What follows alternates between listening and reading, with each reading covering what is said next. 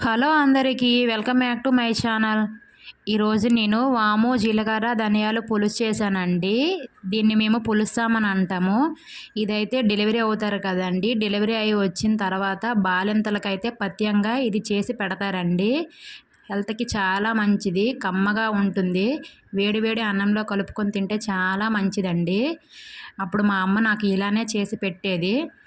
పుట్టే పిల్లలకు ఇంకా బాలింతలకు జలుబు దగ్గు రాకుండా ఉండడం కోసం ఇలా అయితే చేసి పెడతారండి.